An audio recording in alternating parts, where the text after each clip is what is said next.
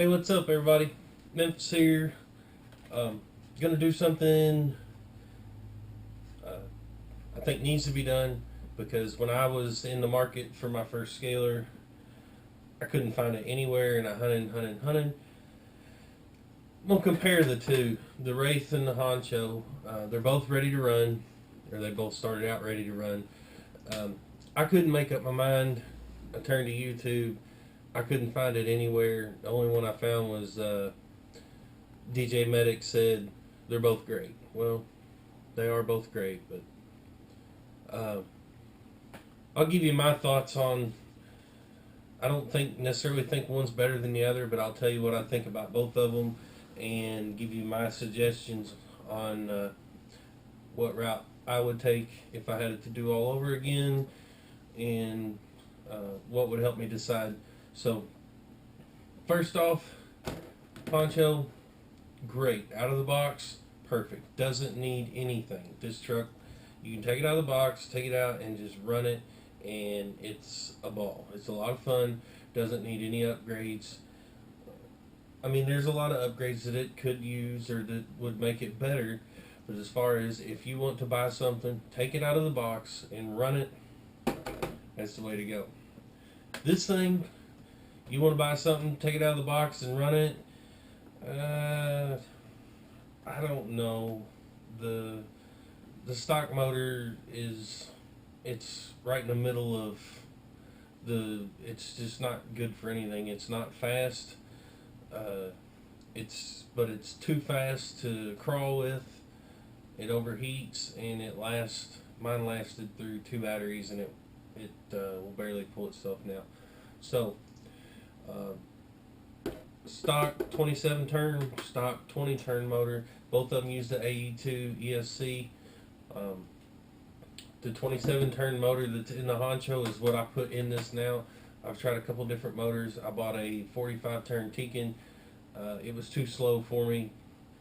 I didn't particularly care for it. Plus, it does not like water at all. I got it wet one time and couldn't get it to come out of it.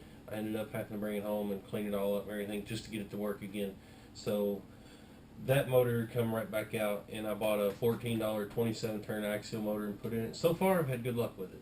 It's just about right for what I like to do. I like to walk along hiking trails, climb rocks. I mean, you've seen my videos, you know what I do. But yeah, great out of the box, not so great out of the box. Now, that being said, with a little bit of time and effort and a little bit of money, I've probably, including the price, I think this one's $389.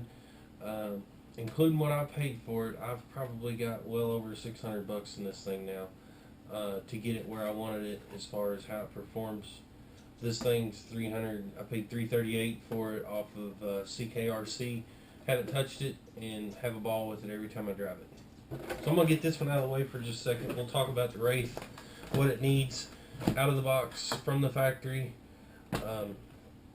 First thing is first. Very first thing I would do to this thing before I even put a battery in it is I would rip that battery tray out of the back, rip the electronics out of the front, and move them.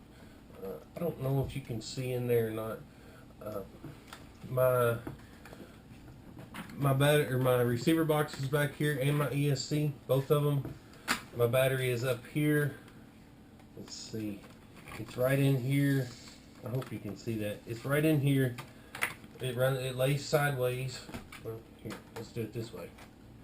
Because I've got a hinged hood because my battery's up front. It's still kind of a pain. I haven't got all the bugs worked out of it yet, but it does hinge. Yeah, there we go. As you can see, my tires are full of water. As you can see, nothing up front except the battery. And that was probably the best money, or really it wasn't even money. I didn't spend nothing. I just done it. I moved it. Didn't cost a thing. I think they sell a battery plate. My tires are full of water and leaking on.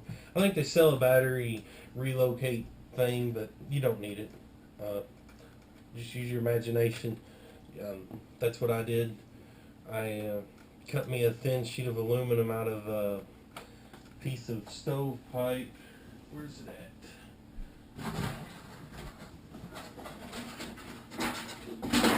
Real quick. Just just a thin piece of stovepipe. You can see I've hacked all over it. I bought this at Home Depot. I think I paid $3 for it. You can make nice aluminum pieces out of it. I actually made an aluminum body for this thing that I'm gonna think about running. Here's a piece of it right here. I'm gonna think about running this and make it like a dent body, beat it up a little bit and put it on. And it's nice and flimsy, so when it does get hit, it'll dent up and look pretty cool. I ain't got it on yet. Running my Bronco body. But anyway, off track totally. So, move the battery in ESC. Flip the shock mounts. The lower shock mounts right down here. Flip them over, all 4 of them. Flip the upper shock mount in the back. Get the center of gravity down. And you do those 2 things, and it makes all the difference in the world. Now, my factory shocks on this thing were junk. They didn't have any oil in them. The pistons had little tabs all around them, and they were binding up. So I bought the Axial aluminum shocks. Probably don't have to do that. You can probably work with the factory ones and just redo them and get them to work pretty good. Also, I didn't particularly care for the ripsaws. They weren't soft enough. So Proline TSLs, best money I've ever spent. These tires are so, that memory foam in there, look how slow that is. I mean, they'll bite on anything. And they're full of water now, which adds weight. I kind of leave them that way. This thing probably weighs a good 10 pounds right now because all 4 tires are about half full of water, and adds a whole lot of weight to it. Another thing you have to do too is your front steering link. The plastic one on it is, I said in my unboxing that I would leave it unless it caused a problem. Well, it caused a problem like you wouldn't believe. That thing is garbage. You would turn and the wheels would just be like, it was bad. So yeah, redid that, put the Vanquish one on here, just did that. But that's just a few things that need to be done to this truck right out of the box to make it good, great. It's good, I guess, out of the box. It's real prone to tipping. It'll flip over like nothing. This thing here will not flip now. I think a lot of it's because, like I said, the tires are full of water. I'd love to weigh this thing, but it is heavy. It's every bit of 10 or 11 pounds now, and it makes it work pretty good. So that's the things you have to do for the Wraith. The Wraith is good for. It's a good crawler. I mean, it's not a great crawler. If I had to give the Wraith, I would say it's somewhere between this and the XR10 axial crawler. It's kind of stuck in the middle there. It's a good scaler, but yeah, it's a really good truck. You just got to spend a little money on it to make it fun, or to make it perfect, I guess, or great, or however you want to say it. I just wasn't completely happy with it out of the box, and I had to spend some money on it to get it where I wanted it. Now this thing, I'm thoroughly impressed with it right out of the box. It does a good job. I'm gonna probably, the only thing I'll probably do to this truck is I'm gonna put a different body on it. I don't necessarily like the flatbed body, and I may or may not.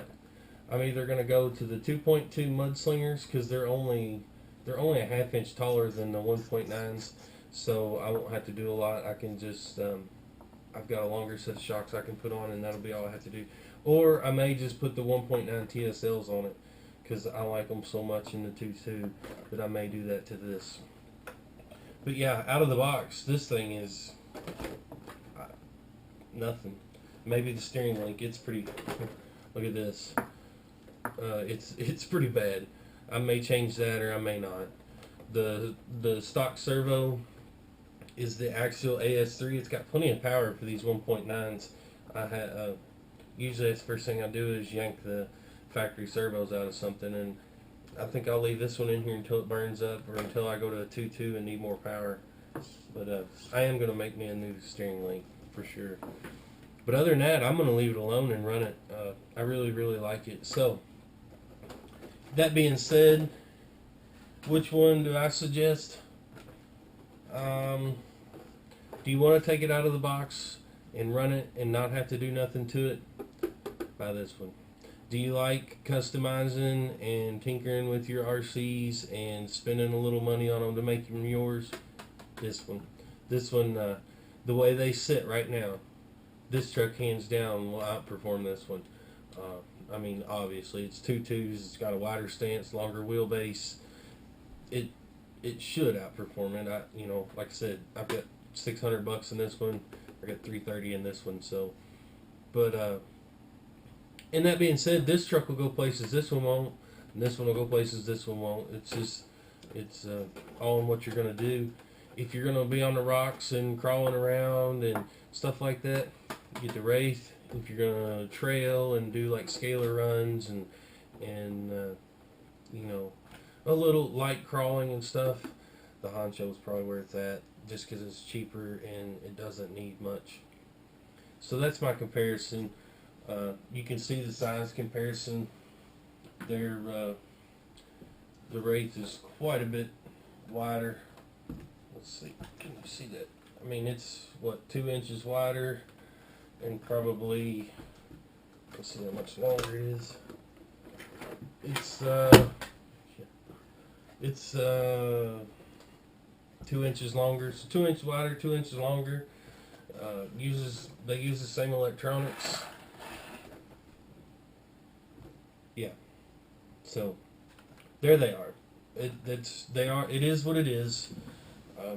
I got a friend that's got a Wraith. It's box stock. He likes it. The only thing that I see that makes it really bad out of the box is it tips over a lot and the stock motor sucks. Other than that, you can probably get away with leaving it stock. So I don't know. It needs money spent on it. So I'm just rambling at this point. I've said what needs to be said about it. They're both great. Ideally, get them both. That's what I did. I got the Wraith. I liked it so much, I went and bought the Honcho, and I like them both. Now my only problem is deciding which one to drive, because I can't drive them both at the same time. So I'm probably more prone to drive this one, just because, for one, it looks so cool with the Bronco body on there, but it performs a little better. But I do drive the Honcho quite a bit, and it's a lot of fun. So that's it. My suggestion: you want to take it out of the box and drive it and not do nothing, get the Honcho. You like messing around, tinkering, taking stuff apart, and you got to have an imagination to make this truck good. And you can do it cheap. Like I said, you know, moving the battery and the receiver, that don't cost nothing. Flipping shock towers and stuff like it don't cost nothing. So if you want to buy a truck and completely disassemble it and put it back together and do a couple of mods along the way, this one's the way to go. It depends on what you want to do. And I'll leave it at that. Till next time, subscribe. I'm 92 subscribers, so 8 more, and I'm going to put out a pretty big video that I've been working on off and on for the last 3 months. That I'm going to use it for my 100 sub videos. So if you want to see it, subscribe. I need 9 more, and I'll release it. I've almost got it done, and when I get it done, I'm just going to sit and wait until I get 100 subscribers, and then I'm going to put it out. So be looking for that if you're already subscribed. Otherwise, till next time, see you.